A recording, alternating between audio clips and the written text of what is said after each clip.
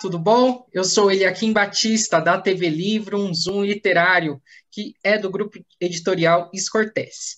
Nós imprimimos, editamos e comercializamos livros desde 1982. Temos agora mais um evento do projeto Feiras do Livro.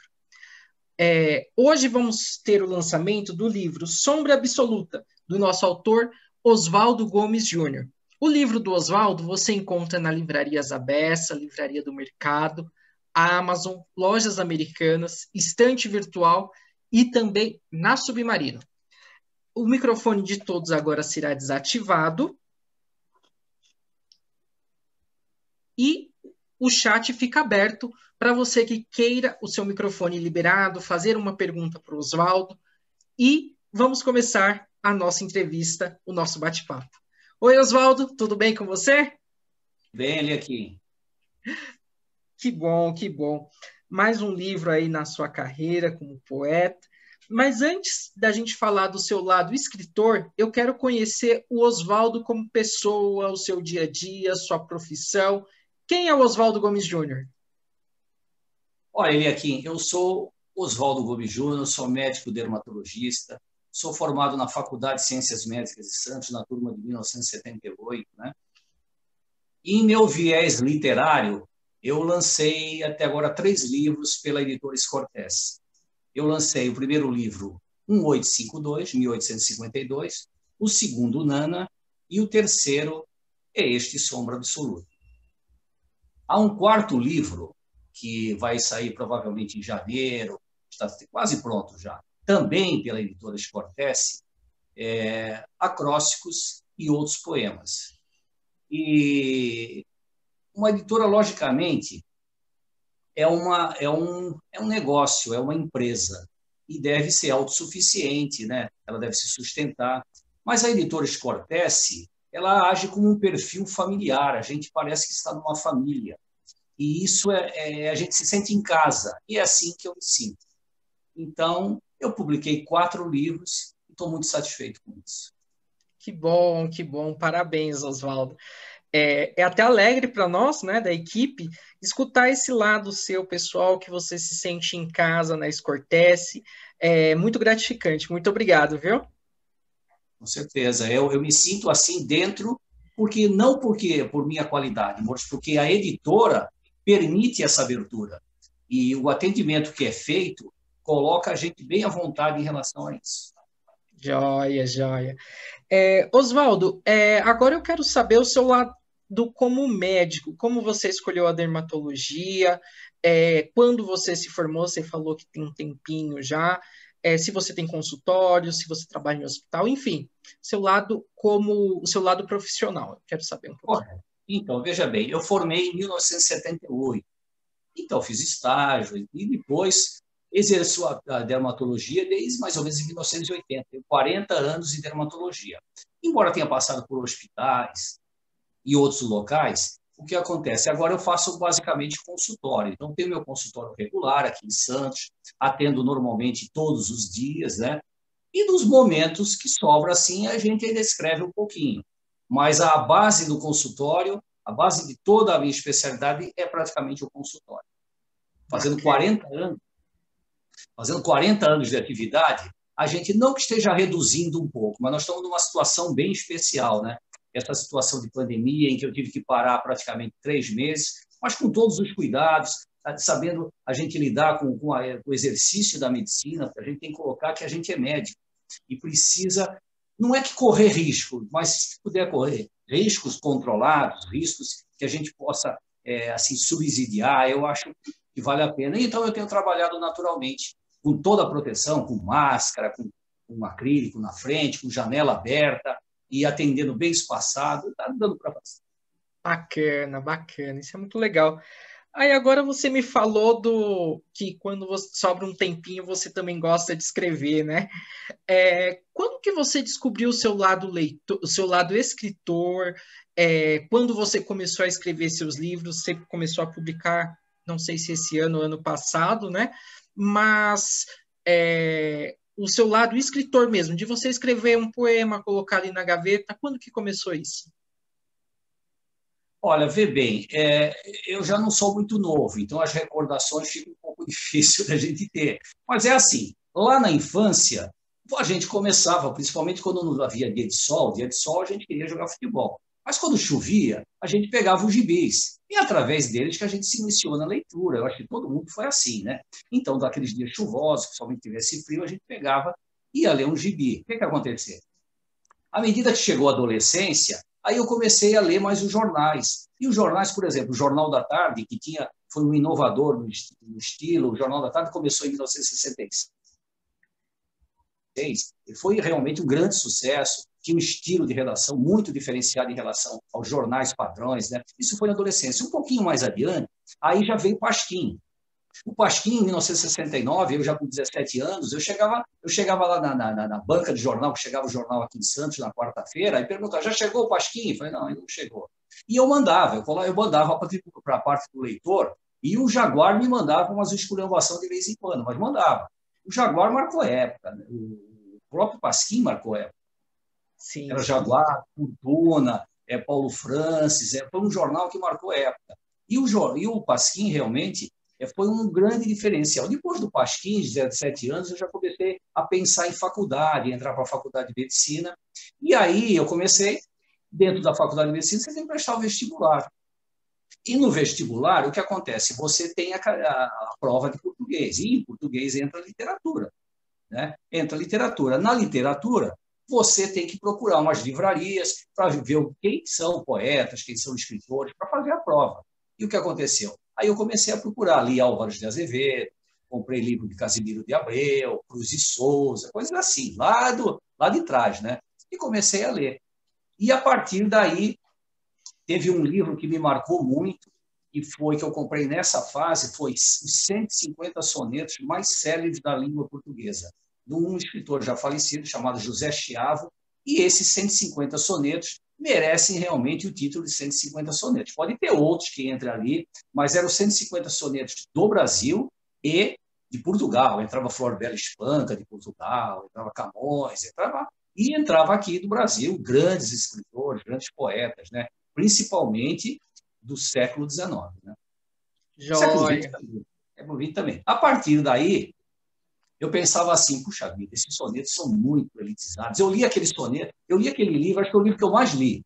Tirando agora Em Busca do Tempo Perdido de Proust, que eu leio e releio, lá atrás foi esse livro. Esse livro eu li bastante e pensava, puxa vida, será que eu posso fazer alguma coisa que não fique muito feia em relação a eles? Então eu me apeguei muito ao soneto. E juntando os sonetos com o romantismo de Álvares de Azevedo e Casimiro de Abreu, foram meus primeiros, até Fagundes Varela, foram meus primeiros livros, eu juntei os dois e saiu 1852, que tem grande soneto. Depois dessa mesma época, saiu Nana, que é um livro que eu fiz para minha mulher na época de namoro, essas coisas, e esse Sombra Absoluta. Esse Sombra Absoluta também é dessa fase, mas já é um pouco diferenciado. Sombra Absoluta, esse livro aí, ele é, na verdade, tem muito de Cecília Meirelles de Solombra, né? O livro de Solombra, e tem muito de Lobos da Estepe de Hermann Hesse. Então, ele é uma associação, o Sombra Absoluta, ele é uma associação do romantismo de Cecília Meirelles com aquele teatro trágico e a contracultura de Hermann Hesse. Porque Hermann Hesse é um grande escritor, ganhou o Prêmio Nobel de Literatura, era um escritor alemão que naturalizou a Suíça e lançou seus primeiros romances em 1920 a 25, Demian, Siddhartha, e foi muito aceito pelos jovens leitores alemães pela inovação do estilo. Depois ele passou muito tempo em que ele realmente não entrou em baixa, porque na literatura ninguém entra em baixa. Em década de 60, com os movimentos estudantis, aquela coisa, ele se tornou novamente, pela inovação de estilo, do jeito de escrever, um grande sucesso, que foi, inclusive, posterior ao Nobel de Literatura dele. E hoje ele é considerado um dos maiores escritores de todos os tempos. E Cecília Meirelles é uma grande escritora brasileira, uma poeta carioca, e não precisa falar muito, que lançou Solombra em 63, e em 63 ganhou Jabuti por causa dela, desse livro. Joia, joia, muito bacana essa influência dos autores, principalmente dos brasileiros, na sua obra, viu? Parabéns. Sim. Eu busquei muita coisa, uma grande parte, e eu gosto muito, né? Eu gosto muito dos clássicos. Eu acho que os grandes clássicos, existem clássicos mais da antiguidade, tudo, mas os grandes clássicos, a literatura do século XIX é um caso à parte, né? Principalmente a literatura russa, de Dostoiévski, Tolstói, Tchekov, Korolenko, Pushkin, então eu achava muito interessante ler todos esses livros, né? E isso foi formando muito de uma cultura. A minha cultura também é muito mais médica. Eu sou, antes de qualquer coisa, eu sou médico. A parte da escrita é uma coisa relativamente à parte, é que eu gosto muito de literatura, né? E inclusive quando eu vou dormir à noite e às vezes você não consegue dormir um pouquinho, acorda no meio da noite, eu já tenho ali algum livro do Proust que eu pego, se eu vou ler 5 páginas, aí depois que eu li 5 páginas, eu deito assim, aí eu começo nessas 5 páginas a lembrar quais foram os personagens que entraram nessas 5 páginas. Não teve um dia que eu não voltei a dormir, né? Porque o texto do Proust, são diálogos muito grandes, muito extensos. Tem um diálogo em A Fugitiva de praticamente uma página, então você quase que se perde. Mas depois que vai lendo, ele é muito interessante. Eu considero o Proust o maior escritor de todos os tempos, né, na minha opinião. Joia, joia. Já temos uma pergunta aqui da Cristiane Rezende. Cris, caso depois você queira comentar, sinta-se à vontade para liberar seu microfone. A pergunta é a seguinte, Oswaldo. Como é a sua relação com a tecnologia? Você escreve primeiro os rascunhos à mão ou diretamente no computador? Olha, é assim, eu na tecnologia meio complicado, né? Eu não tenho muita facilidade para isso. Eu tenho uma filha, a Renata, que é, na verdade, a que me orienta em tudo isso. Sem ela não haveria nada disso, né? Então, tudo que está agora aqui, essa montagem do celular, essas coisas todas, é ela que faz, e senão nós não estaríamos conversando a essa hora. Então, o que eu faço a escrita que eu faço é uma escrita no papel, né? No papel mesmo, sento ali na cama, boto uma prancheta e sai. Ou às vezes sai em lugares do consultório, ou sai na cabeça, coisa assim. Teve um soneto eu sempre brinquei carnaval. O carnaval antigamente era diferente, né? Não existe agora o que era. Antigamente tinha bailes, e eu pegava um ônibus, né? Eu pegava um ônibus e aí eu peguei um ônibus, ia demorar normalmente acho que uns 25 minutos para chegar no clube, que era o Vasco da Gama. O que aconteceu? O que aconteceu? Eu peguei o ônibus, subi um monte de gente, o ônibus lotado, tudo com fantasia, aquele negócio todo, e eu segurando no balaúste na mão. E eu comecei a pensar um soneto, e começou a me vir na cabeça. E eu consegui fazer esse soneto até acabar o ponto, em 25 minutos eu fiz esse soneto, só que eu não pude escrever, mas eu guardei aquilo na cabeça. Eu pulei o carnaval, brinquei com as minhas meninas, aquelas coisas todas lá que acontece na juventude, e chegando em casa, eu fiz esse soneto. Esse soneto é provavelmente a poesia que eu acho mais bonita e está num 852. Bacana, bacana. Tá respondido, Cris? Então tem todo. A Cris agradece. Sim, obrigada, Oswaldo, está respondida. Ótimo. Oswaldo, aí me vem uma outra pergunta. Você é uma pessoa que você sempre está falando das suas filhas, da sua esposa, fez um livro específico para a sua esposa, né? Como que é o lado do Oswaldo esposo, o lado do Oswaldo pai? Conta pra gente aí sobre a sua família. Olha, é assim, Eliakim, a minha vida tem muita história, muita história. Então, é assim, eu perdi meu pai com 9 anos e a minha mãe ficou com uma doença que perdurou por toda a vida dela, né? Uma doença de origem psicológica, psiquiátrica. Então, eu com 9 anos perdi meu pai e a minha mãe praticamente perdi também. E eu fui criado por meus avós, né? E isso teve grande importância para mim, né? Grande dificuldade. Então, eu não tive uma infância regular no sentido de estar presente com com os amigos, jogar futebol, aquelas coisas todas. Mas o âmbito familiar foi relativamente irregular, né, se assim possível dizer. E isso realmente influencia a personalidade de cada um. Tanto é que eu fiz 16 anos de psicanálise, né? Eu fiz psicanálise de 1980, não, fiz 14 anos de psicanálise, de 86 a 2000, e isso me mudou muita coisa, a gente consegue fazer percepção das coisas. Então, eu achei, vendo a família lá da infância, não que destruída, mas mais ou menos assim, tanto que o meu pai, falecido em 1961, eu acho que ele está presente em mim e acaba fazendo mais por mim, longe, ou no lugar onde ele está, do que propriamente quando ele esteve aqui por tão curto período. Então, eu acho, tendo a família do jeito que eu tive, com essas dificuldades todas, é a primeira coisa que eu tenho na minha vida de mais importante, é a família.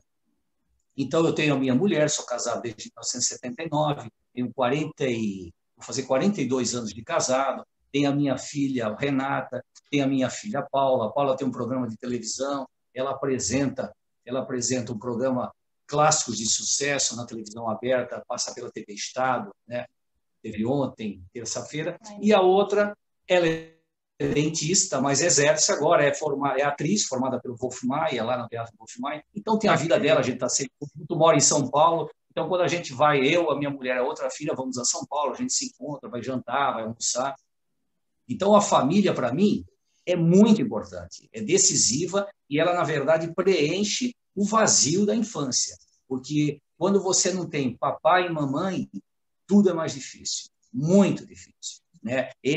A família é a essência do ser humano. E a primeira infância, a tua vida está construída até o 5º ano de vida. Sim. É ali onde se... Isso não estou falando, porque está falando é Freud. Então, você constrói a tua personalidade nesse período. Depois, tudo é resultado do que você teve nos 5 anos. Se você teve nos 5 anos uma estrutura familiar correta, em que papai e mamãe predominavam e você tinha um papel nessa visão de ambos muito positiva, você não tem como, a vida será muito boa para você. Eu, na verdade, eu só tenho a agradecer o que eu tenho, né, de todas as dificuldades, apesar de tudo isso, né, me formei em medicina, eu sempre joguei futebol, né, e quando eu entrei no primeiro ano, já era titular do time da faculdade, aí no primeiro jogo, eu fui jogar, botei meu tênis, aí o pessoal da medicina falou, mas escuta aqui, Calor, você tem um tênis de chuteira e um de cadarço? Eu falei, gente, você quer o que faça? Então, vamos de cadarço mesmo, e de cadarço eu era titular, né? Hoje em dia, eu já estou bem melhor financeiramente, já tenho dinheiro, pelo menos, para comprar o cadarço. Então, na verdade, tem toda essa história, né? Eu fiz medicina por bolsa de estudo, né? Eu entrei em uma boa colocação na faculdade, consegui bolsa de estudo, né? Tem um jornal aqui em Santos que me fez o jornal A Tribuna, que é centenário aqui, fez uma coisa junto no imposto de renda, nas publicações que a faculdade fazia lá, como se fosse um triunvirato, e eu fiz a faculdade, porque eu não tinha a menor condição de fazer a faculdade de medicina, uma faculdade paga, né? E fiz a faculdade, graças a Deus, foi 6 anos maravilhosos, né? Em que eu participei de todo o esporte, joguei futebol, fiz uma série de coisas. Depois, mais tarde, disputei o torneio mundial de futebol entre médicos, né? Fomos jogar em Barcelona, representando o Brasil. Que legal! Né? Eu joguei no campo do Barcelona. Eu joguei no campo do Barcelona, não no Nou Camp, mas o estádio antigo do Barcelona. Tenho até uma foto na minha página, né? E jogamos contra a Alemanha, jogamos contra a Espanha, né? E tivemos lá, foram acho que 17, uma delegação de 17. Então, onde era um campo de treinamento associado ao estádio, campo sintético. Então, onde Messi, Piquet, Busquets, onde eles treinaram, eu joguei. Que legal, que legal. Parabéns, Oswaldo. Nessa fala, eu acho muito bonito você falar que aquilo que você não teve na infância, você quis proporcionar para suas filhas, né? A presença do pai. Creio que sua esposa também tem esse pensamento de estar ali presente, participar, né? Mais que eu, talvez, ainda mais que eu. Ela, na verdade, ela é advogada, mas desde 1984, com o nascimento da primeira filha, realmente ela se tornou mãe, né? A profissão dela é mãe, e você não tem ideia o que ela faz pelas meninas, ao ponto de realmente não sei até se atrapalha a vida delas, mas elas têm a parte afetiva delas, né? E a gente tá sempre junto, e ela está aqui, uma delas está aqui do meu lado, né? E a família, eu acho, para mim, e para todos, né? A família Joia, joia. Deu uma todos, travada para a aqui. sua, para a Cristiane, é isso, é a base de tudo. E dentro das análises era muito importante quando se dizia o seguinte, na análise era muito importante quando se dizia o seguinte, o ser humano, se você tiver a família, os primeiros 5 anos, se você tiver, para resumir, se você tiver papai e mamãe, a sua vida está pronta. Não interessa o que aconteça. Se você não tiver papai e mamãe, a sua vida vai ser muito difícil, né? Você veja, tem um filme que é a base do cinema, que chama Cidadão Kane. Cidadão Kane é o filme mais importante de todos os tempos, né? Orson Welles, de 1939. Ele baseia-se no seguinte, ele tem um brinquedinho e no fim da vida que chama Rosebud. E ele termina o filme, ele termina na vida dele dizendo essa palavra. Todo mundo procura o que é esse Rosebud. Quem sabia o que era isso?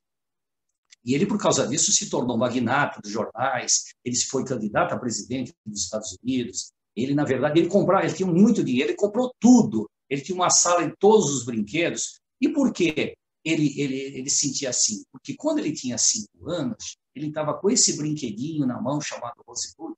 Quando vieram todos os diretores que estavam associados à família dele para cuidar dele.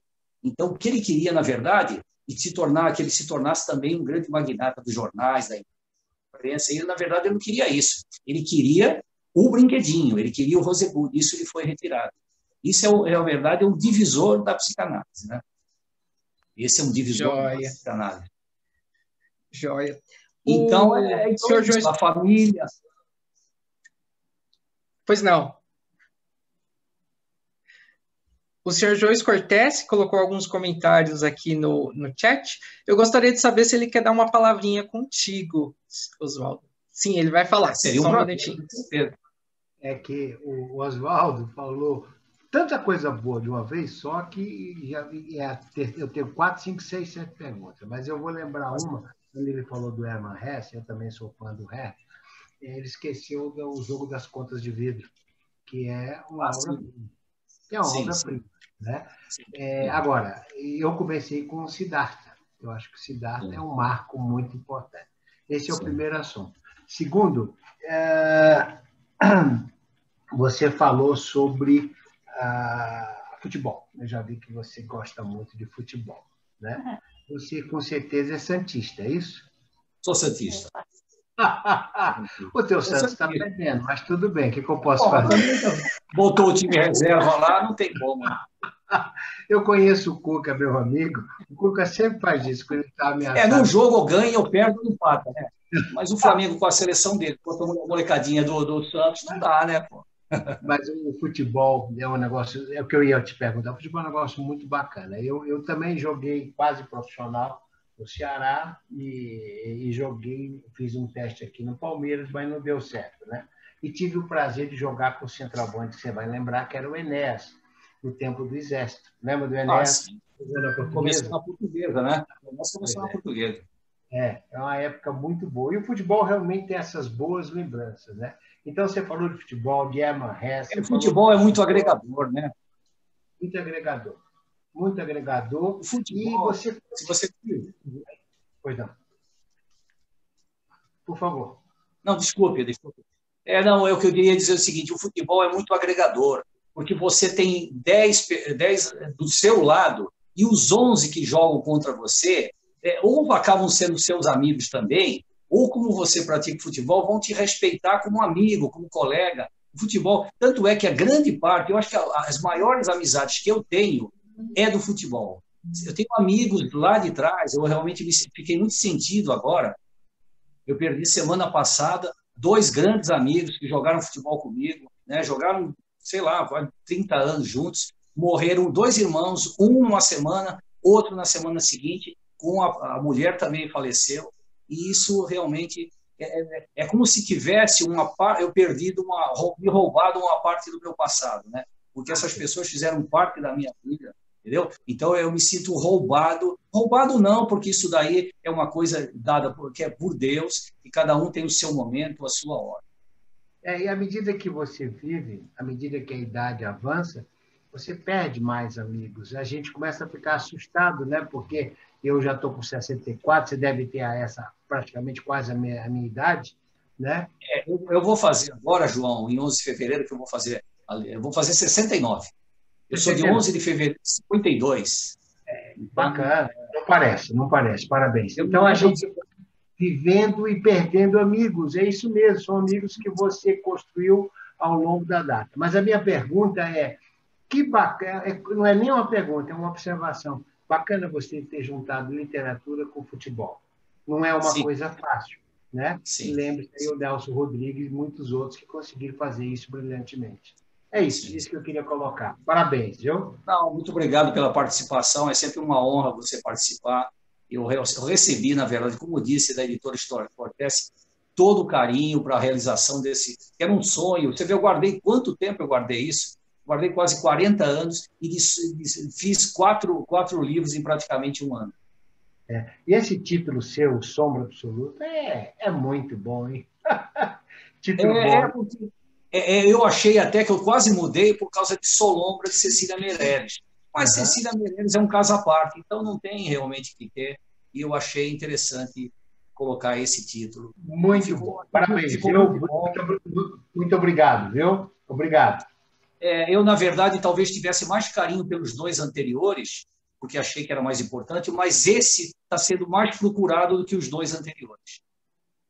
Olha só. Na minha opinião, assim, Oswaldo, o título chama a atenção e o título a gente tem que ter um carinho muito importante. Você conseguiu, com Sombra Absoluta, dar esse impacto no leitor, viu? Sim, isso eu recebi umas observações a respeito de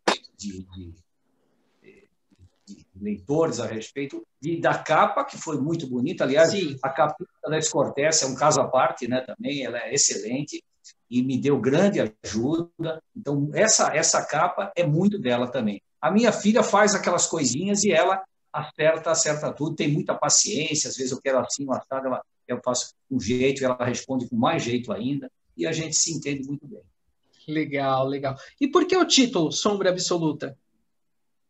Sombra Absoluta, também baseado no romantismo, assim, né? Porque eu juntei, na verdade, o romantismo de Cecília Meirelles com, vamos dizer assim, o teatro trágico e a contracultura de Hermann Hesse, com o seu liberalismo, com o seu perfil antissocial e com a sua inovação de estilo. Então, não que fosse uma sombra na minha vida, absolutamente, eu estava na faculdade, mas foi para dar um contraponto ao ultrarromantismo, vamos dizer assim, do 1852 que eu havia publicado e do próprio Nana, né? Esse Sombra Absoluta já é um livro, vamos dizer assim, com as poesias mais maduras, né? E com um estilo já tentando ser um pouco inovador, pegando Cecília Meirelles na poesia e pegando Hermann Hesse na prosa. Eu falei de Lobos da Estepe, e o João até colocou outros títulos, certamente, mas é porque o Lobos da Estepe é que me fez, juntando com a Cecília Meirelles, fazer esse livro.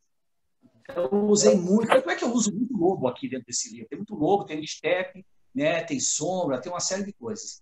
Então, Paulo, você sabia que o Hermann Hesse também tem poesias, né? Você sabia que ele tem um belíssimo livro de poesia publicado, se não me engano, em 96, né? Você sabia disso, né? Sim, mas sim, como grandes autores tem, Machado de Assis também tem, né? Mas ele, na verdade... Pouca gente sabe. Pouca gente sabe que tem poesia. Pouca gente sabe que o Hermann Hesse tem poesia. Ah, sim. O livro dele de poesia não vendeu muito no Brasil. Ele morreu com 85 anos. Ele fez uma produção muito grande, né? E nisso cabia tudo, né? Ele, no período lá de entre 30 e 60, ele teve uma fase de não muita popularidade. Ele ganhou, quando ele ganhou o Nobel de Literatura, mas logo depois ele foi, na verdade, o ídolo da juventude, daqueles movimentos de 1960 até 1960, o estoque de 68. Perfeito. Os jovens do mundo inteiro, e ele ficou realmente uma celebridade e é mesmo considerado um dos maiores escritores. Bacana. Joia, joia, Oswaldo. Você gostaria de ler uma poesia do Sombra Absoluta para gente? Deixa eu ver aqui. Vou ler aqui.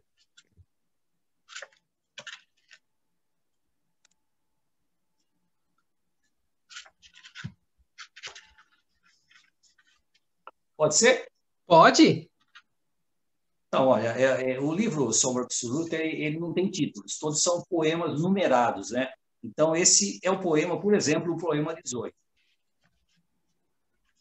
O poema 18 diz o seguinte: matar minha fome na luz da manhã, romper meu delírio em viagem sem fim, sumir no espaço meu corpo arbitrário, passar por teu rosto colado na terra, beber teu silêncio com lábios de amor, saltar sobre ti como pássaro louco, ferver no teu fogo meu peito abrasante, ferir teus cabelos com chamas ardentes, plantar uma faca no solo aparente, ceder no teu sangue a lâmina morta, andar com teu corpo por todos os lados, tecer reticências em pontos vermelhos, cobrir tuas pernas abaixo do solo, salgar tuas mãos com a areia da praia, fazer dessa vida um momento de paz. Parabéns. Achei muito bonito esse verso aqui. Beber teu silêncio com lábios de amor. Parabéns, muito bonito. E esse último também espetacular, fazer dessa vida um momento de paz. É uma busca constante do ser humano a paz, né? Porque, na verdade, você vê que todos os versos anteriores são versos fortes, né? Fortes até de sofrimento, né? Sim. Como disse Schopenhauer, que foi um autor alemão, viver é sofrer, né? E escrever é um jeito de você atenuar o sofrimento. Todo escritor, ele sofre, mas a função dele é colocar esse sofrimento que ele tem interior, porque é difícil, ele sempre tem um sofrimento interior, mas o leitor, ele deve, na verdade, receber isso e o torná-lo feliz. A função do escritor é dar felicidade ao leitor, quer dizer, o leitor, ele deve ser... A literatura existe para quê? Para que serve a literatura? Para que serve um livro? O livro, ele é feito para o leitor. Então, é o que eu digo em relação à poesia.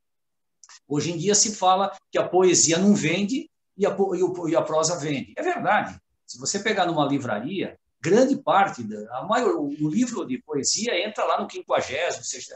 E mesmo assim é Vinícius de Moraes, é Menotti de Eupíquia, é João Cabral de Melo Neto, é Carlos Drummond de Andrade, é Fernando Pessoa, é Manuel Bandeira, é o pessoal do século XIX, Álvares de Azevedo, Casimiro de Abreu. Mas, na verdade, por quê? O Proust se referia à poesia no seguinte ponto, ele dizia o seguinte: sob a desculpa da originalidade, os poetas escrevem poemas e estrofes indecifráveis. Então, o que eu acho na poesia contemporânea é que, na verdade, o leitor está tendo muita dificuldade em entender o que o poeta escreveu. Isso não ocorre na prosa. Se você pegar um livro de prosa, por pior que seja, você entende o que está escrito. Na poesia, pessoal, é sobre isso. Na originalidade, os poemas os leitores não estão conseguindo entender direito. Tá? São poemas excepcionais, mas são extremamente ali, vamos dizer assim, herméticos, em que o leitor tem muita dificuldade. Se você pegar Vinícius de Moraes, você pegar até João Cabral de Melo Neto, se pegar Carlos Drummond, Fernando Pessoa, Manuel Bandeira, todos, você pega a poesia e você lê a poesia e você entende o que está lá escrito. Agora, na poesia contemporânea, eu conheço poucos poetas contemporâneos, mas eu estive lendo bastante, e eu vi uma coisa assim de muito difícil compreensão. Parece que os poetas contemporâneos eles fazem as poesias para os seus colegas, né? Ou fazem para os críticos, ou para si próprio. Mas a função da poesia, a poesia, na verdade, ela é a cereja da literatura, né? E o romantismo é a cereja da poesia. Isso eu acho uma coisa... E ela merece ser realmente mais vendida. Por exemplo, um livro do ano do Jabuti não é possível, ele tem que estar entre os primeiros mais vendidos. E por que ele não está? Né? Essa é a pergunta que se faz. Por que ele não está? Não se gosta de poesia? Como não se gosta? Eu fui 2 vezes na Feira do Livro, lá em Lisboa. Fernando Pessoa é uma unanimidade, né? É lido. Você vai na Feira do Livro de Lisboa, o pessoal tem um dia lá. Tem um tempo, não? Tem sim, fica à vontade. Temos 1 hora, hein? Temos ainda 20 minutos.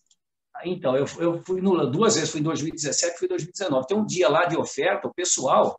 Mas é muito livro que eles saem. Não são livros escolares, não são livros.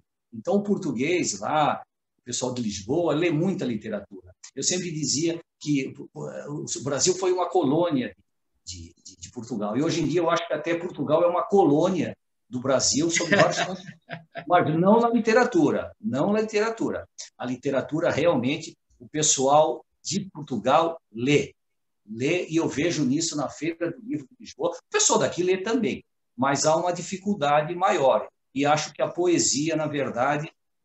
Isso não é uma crítica, porque eu não posso realmente criticar grandes poetas. O que eu acho é que a poesia deveria ser mais vendida. E ela não é vendida porque o leitor não entende o que está escrito. Ele não entende, ele tem dificuldade. Não, mas aí nós não podemos... nós temos que diferenciar a cultura do escritor da cultura do leitor. Tudo bem, está certo. Mas o leitor é ele que faz o progresso do livro. Ele tem que ser, na verdade, receber um livro que ele possa ser mais compreensível. Então, a poesia desses autores que citei, e digo mais ainda, citou muito que Bob Dylan ganhou um prêmio Nobel de Literatura e não escreveu um livro. Mas como assim? Ora, como assim? Se você pegar as letras de Bob Dylan, são verdadeiras poesias. E acho até que o Nobel de Literatura do Bob Dylan veio tarde demais. Carole King, na década de 60, já era para ganhar esse prêmio de literatura. Você vê o cancioneiro americano, se você pegar as letras, Simon Garfunkel, se pegar as letras, são verdadeiras poesias. Não precisa ir muito aqui. Você veja, por exemplo, Tom Jobim. Tom Jobim é o seguinte, Tom Jobim, ele chegou no telefonema, ele ligou para o Carlos Drummond de Andrade e chegou: ô Drummond, você faria para mim uma letra de uma música minha? Aí Drummond respondeu para ele o seguinte: olha, quem escreveu Águas de Março não precisa de nenhum letrista. Entendeu? Então, na poesia, você vê Chico Buarque em Construção, aquilo é uma poesia, gente. Então, e se você pegar Vinícius de Moraes, todo o cancioneiro, se você pegar Hermínio Belo de Carvalho, grandes letristas, Aldir Blanc, grandes letristas, o que vai encontrar? Todos versos lindíssimos, compreensíveis. Essa é a diferença. Eu acho, na minha opinião. Nessa época que você está falando do Drummond, eu me correspondia com ele e presenciei parte dessa cena. Na realidade, o Drummond, o Jobim pediu para o Carlos Drummond de Andrade. Na verdade, ele queria alguns versos, ele queria alguns chavões para que ele pudesse fazer música. Eu acompanhei muito isso porque eu me correspondia toda semana com o Drummond. Né? Então, quando você falou disso, eu me lembrei. Agora, você falou uma coisa também que é marcante. Você, então, já vi que você conhece Lisboa bastante, você conhece lá o shopping Vasco da Gama. Final da linha do metrô, quando você vai entrar lá para o Parque das Nações, né? Lá eles montam constantemente livrarias. Não sei se você teve a oportunidade de ir. São livrarias imensas, onde tem uma pessoa na entrada, que é uma pequena portinha, e depois não tem mais ninguém. E lá no final da livraria você tem um caixa. Né? Eu fiquei impressionado com o tamanho da livraria e 2 funcionários. Sim. Eu achei isso em Portugal e as pessoas entrando e comprando. Né? E por que a gente não adota isso aqui em São Paulo? Você precisa, às vezes, de 5, 6 pessoas para tocar uma livraria. Mas é uma resposta comportamental, né? É uma resposta comportamental. Você vê aqui a pandemia que nós estamos vivendo, o uso de máscaras, o isolamento social está sendo muito difícil de ser cumprido, e janeiro, infelizmente, janeiro vai ser muito difícil. Vai ser muito difícil. Vai ser muito difícil. Não sou eu que estou falando, não, os infectologistas são amigos, a gente conversa. Por causa do Natal e Ano Novo vai ser muito difícil. E também porque os jovens estão liberaram geral, né? Fizeram louco, como eles chamam, Sim, e não adianta sim. você ficar em casa se protegendo se o outro não vai fazer, né? Sim, e também 9 meses que está todo mundo afastado das coisas, começa a haver um cansaço. A única diferença é essa, que o vírus não fica cansado, e aí essa é a dificuldade. É E aí nós verdade. temos esse problema todo. Mas Obrigado, lá viu? lá em Lisboa, só para terminar, lá o Feira do Livro é no Parque Eduardo, né? Eu E não monta. conheço a feira exatamente. Eu conheço só Né? as feiras do metrô.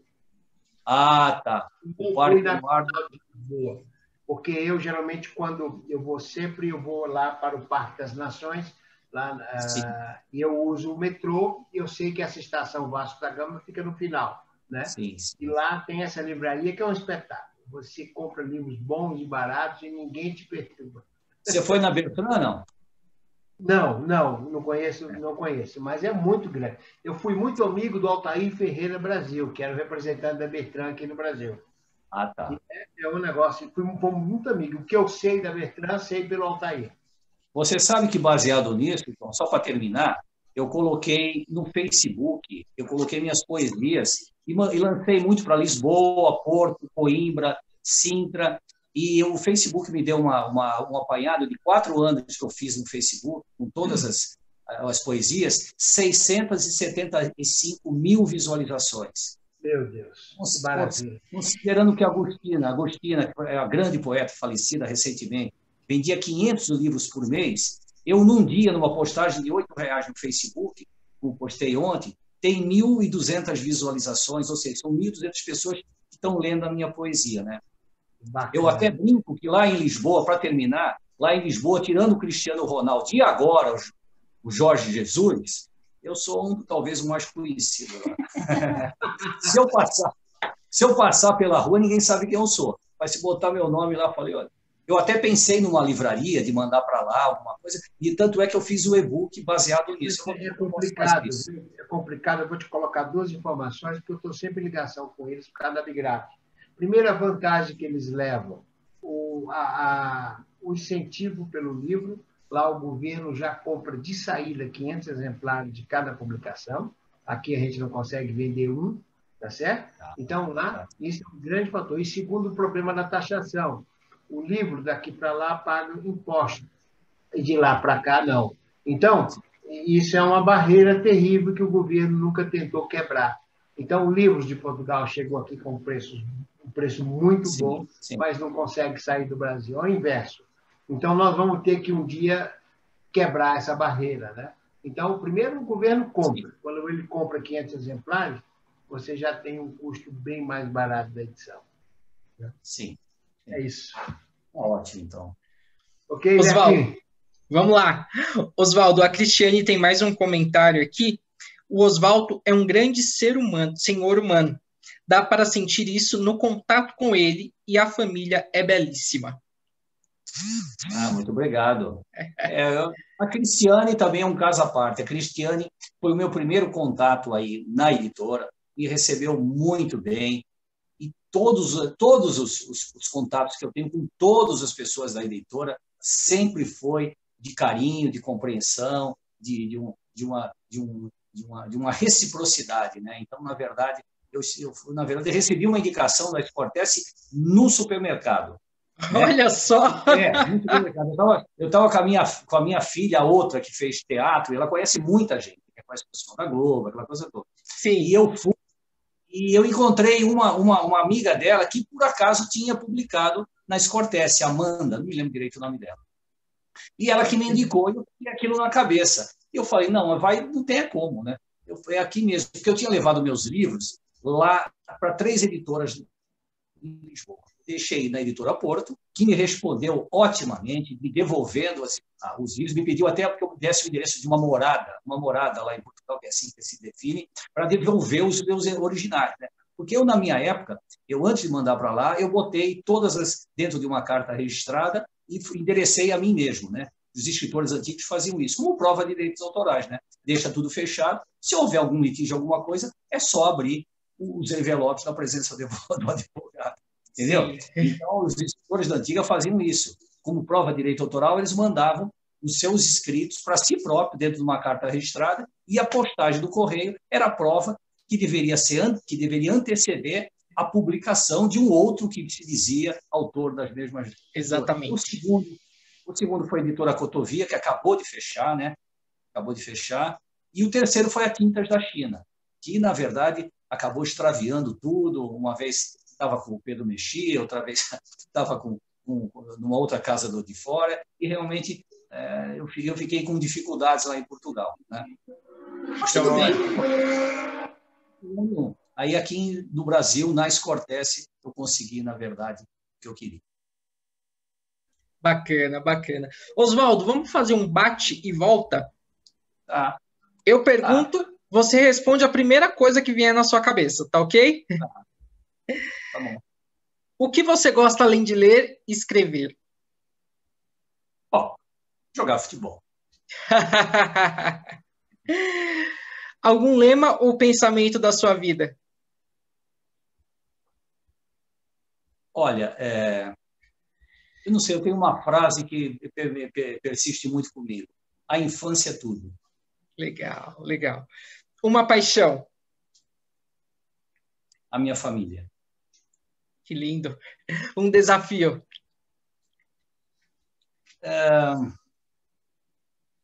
Fazer a medicina como eu tenho feito nesses 42 anos, seguir até o fim trabalhando, né? E depois, em paz, conhecer a eternidade. Legal. Um poeta do teu coração? Álvares de Azevedo. Então nos fale um livro de Álvares de Azevedo. A Lira dos 20 anos. Não tem como citar outro, né? Não tem como outro, porque ele foi póstumo, inclusive, né? Isso. Ele não viu esse publicado, Sim, sim. Agora, já que você ama futebol, me fala qual que é o seu jogador que está na ativa favorito. O jogador que está na ativa favorito, eu vou te falar, é um jogador que está em baixa, muito em baixa, mas acho que tecnicamente foi um dos mais que eu mais gostei. Foi o Paulo Henrique Ganso. Legal. Está em muito em baixa, mas acho uma técnica refinadíssima. E se você me perguntar da antiga, não vou falar sobre Pelé, né? Não vou falar sobre Zidane, eu vou falar um jogador que eu gostava muito e tentei, inclusive ele fazia as leivadas, que era o Leivinha. O Leivinha foi um jogador do Palmeiras, ele tinha um drible, que eu fiz muito esse drible, eu gostava muito dele. Ele jogava o pé, é mais ou menos que o Rivelino faz, ou que o pessoal, o tipo que o pessoal faz hoje, do Robinho faz, né? As pedaladas. Mas ele não fazia pedalada, ele jogava o pé direito sobre a bola e já jogava para a esquerda, o zagueiro não conseguia pegar nunca. Além das bolas de cabeça que ele ganhava todas, né? Ele não cabeceava para fora, ele cabeceava para o gol e fora do alcance do goleiro. Então, era realmente sempre gol, né? Legal. Era o tempo de Edu, Leivinha, né? César, Ademir da Guiné. Ele não vai saber muito disso. Ele vai saber muito disso. Eu fui amigo do Leivinha, eu e a Maria Gireto. O Leivinha é vivo? É vivo. É vivo. Eles se hospedavam no Lorde Hotel, na Rua das Palmeiras, que pertencia ao meu primo. O Antônio Figueiredo era dono do Lorde Hotel. E em frente tinha uma casa de discos. Então, lá conversava o César Maluco, o Leivinha, sim, o Edu Bala, tinha o Fedato, tinha o Leão. O Leão era garoto ainda. Então, lá se concentrava o time do Palmeiras e a gente, todo domingo, se encontrava com eles. Leivinha foi uma boa amizade que eu tive no passado. Isso em 1972. Leão, Eurico, Luiz Pereira, Alfredo Zeca, não é isso? Dudu e Ademir da Guia. Edu, Leivinha, César e Ney. Ney esquerda, Edu na direita, Leivinha e César Maluco. E entrava depois o Fedato. Fedato era o reserva de sorte. Uma vez o Ney, o técnico era o Oswaldo Brandão, e o Ney estava jogando muito mal e naquele tempo não permitia substituição. Aí o Oswaldo Brandão mandou tirar o Ney saiu. Aí o repórter, não sei se era o Juarez Soares, escuta, Brandão, vai entrar quem? Não vai entrar ninguém. Vai sair o Ney, não vai entrar ninguém. Bacana. Joia. Oswaldo, qual que é o seu maior defeito e a sua maior qualidade? Defeito, você sabe que você reconhecer defeito é difícil, né? Na verdade, o defeito não é reconhecido por quem tem, e sim pelos outros. Então, eu acho assim, eu acho que pela dificuldade da familiar, da família em si, né? De toda essa dificuldade de infância, talvez eu sofri muito com a timidez, com a dificuldade de socialização, mas depois isso foi diluindo. Eu fui na faculdade, fazia parte da atlética, eu jogava futebol, tenho grandes amigos que são do tempo da faculdade e amigos de todo lado. Então, acho que o meu grande defeito foi essa dificuldade em saindo de todos esses problemas gravíssimos de infância, de conseguir ser, vamos dizer assim, um alguém na vida, né? Mas esse alguém na vida não tem importância, não interessa ser alguém na vida. Você tem que vencer, se você for beneficiado por isso, interiormente, né? Porque, na verdade, voltando a Cidadão Kane, Orson Welles, que fez o papel, Cidadão Kane, ele era riquíssimo, mas ele, na verdade, era paupérrimo, ele não tinha nada interior, porque a infância dele foi subtraída. Joia, joia. Oswaldo, você tem medo da morte? Não, absolutamente, não tenho. Eu tenho medo de morrer, né? Não, de morrer não, do momento da morte, né? Tenho muito medo de como morrer, do momento que eu vou morrer. De morrer, não. Eu acho que eu já fiz bastante coisa. Eu, antes de fazer a medicina, trabalhei em despachante, né? Eu fui fiscal de bilheteria do circo, eu fui fiscal de bilheteria do circo Orlando Orfei, circo romano, eu trabalhei em cartório, eu bati muitas escrituras, né? Eu ia ser escrevente de cartório. Esse saibam quanto dessa pública escritura vira, eu batia isso, eu achei como ninguém, e tanto que eu batia isso, né? Então, eu fiz muita coisa na vida, né? E depois fui fazer medicina, e a partir daí as coisas realmente mudaram, mas eu sempre mantive o futebol ali, e continuo até hoje. Agora um pouco mais com as dificuldades, né? Me preservando mais, então exercendo um pouco isso. Mas tenho meus amigos, tenho lá meu grupo lá na praia, todo sábado à tarde, né? Legal, legal. Oswaldo, agora eu quero que você deixe suas considerações finais e um recado para os seus leitores e para quem está nos assistindo.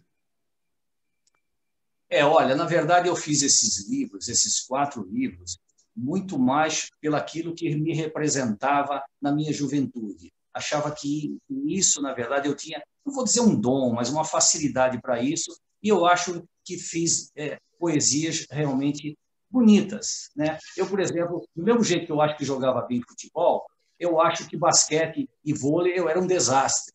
Então a gente reconhece as qualidades que a gente tem e a gente reconhece com muita dificuldade os defeitos. E aos meus leitores, eles, na verdade, é difícil dissociar o leitor do paciente, né? E eu tentei isso até agora. Na verdade, ninguém sabe que eu escrevo, praticamente, né?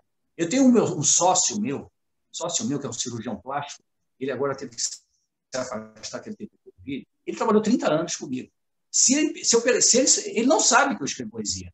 30 anos. E a mulher ninguém sabe. Agora é que, na verdade, eu comecei a achar que estou soltando. Eu achava que isso não é que prejudicava. Eu sempre fiz muito consultório com muita vontade, com muito denúncio. Você sabe que a profissão médica depende muito de você se doar bastante em relação a isso. Então, eu me doei muito a isso. Quanto aos leitores, eu acho que agora o doutor Oswaldo, na verdade, com esses 4 livros, vai encontrar nesses pacientes um outro tipo de observação desse médico que elas seguiram durante tanto tempo no consultório e que hoje realmente eu tenho uma clientela, graças a Deus, por todo esse tempo, bem interessante, né? Eu recebo bastante, eu tenho muito paciente, graças a Deus, e procuro fazer uma medicina. E outra coisa, essa psicanálise de 14 anos, ela não tem como, os pacientes são muito beneficiados por isso, né? À medida que, quando um paciente abre a porta, eu praticamente já sei quem ele é.